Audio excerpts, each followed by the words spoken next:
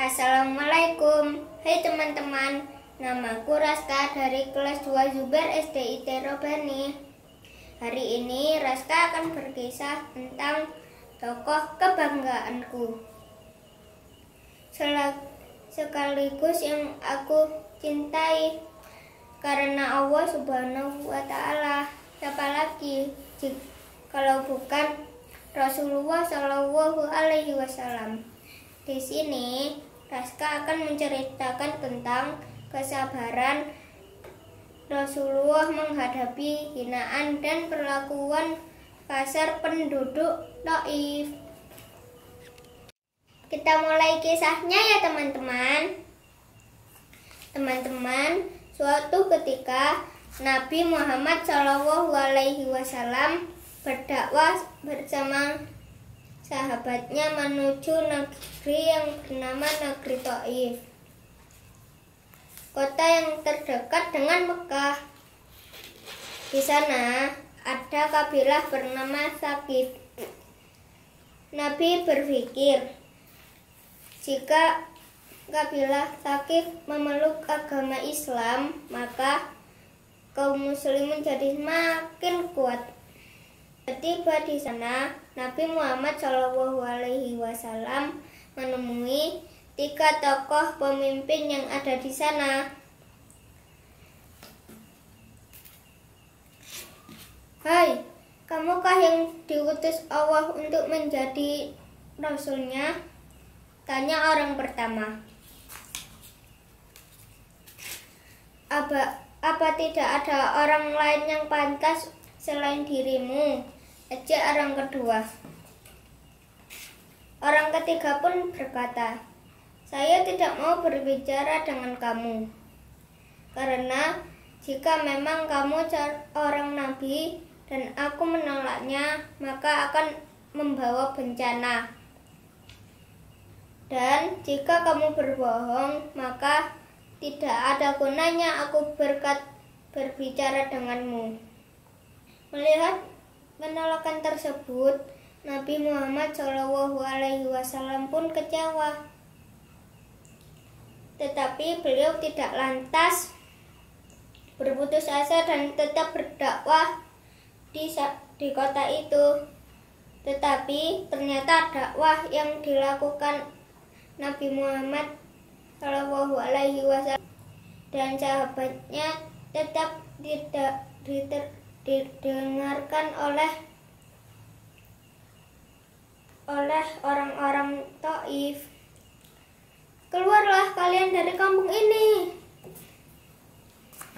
kata mereka. Hai para pemuda, usir laki-laki yang mengaku sebagai nabi ini, kata salah satu pemimpin mereka. Teman-teman, Nabi Muhammad SAW diusir sambil dilempari batu, kayu, kotoran, dan apapun yang ada di sekeliling mereka.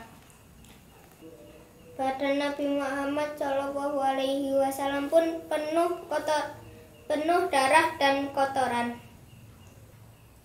Dalam perjalanan pulang, Nabi Muhammad SAW menemukan tempat yang dirasa aman untuk beristirahat.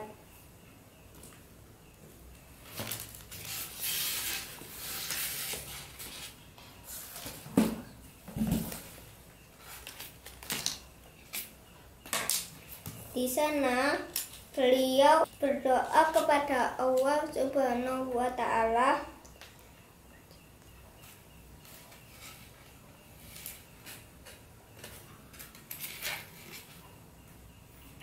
Di sana Nabi Muhammad SAW berdoa kepada Allah Subhanahu wa Ta'ala. Allah Subhanahu wa Ta'ala lalu mengutus malaikat Jibril untuk menemui Rasulullah. Malaikat Jibril memberi salam dan berkata, Allah mengetahui apa yang terjadi pada engkau dan orang-orang Taif ini. Allah telah memerintahkan malaikat di gunung untuk menaati perintah engkau ya Rasulullah.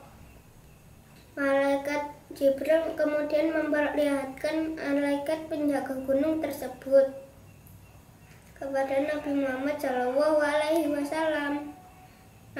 Dan malaikat itu pun berkata, "Wahai Rasulullah, kami siap menjalankan perintah baginda.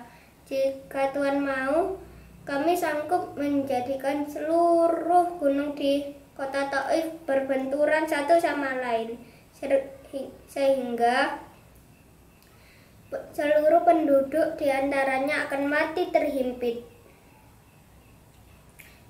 Atau Tuanku menginginkan hukuman yang lain, apa saja yang engkau inginkan, kami siap melaksanakannya." Tawaran malaikat ini sangat menggoda ya teman-teman.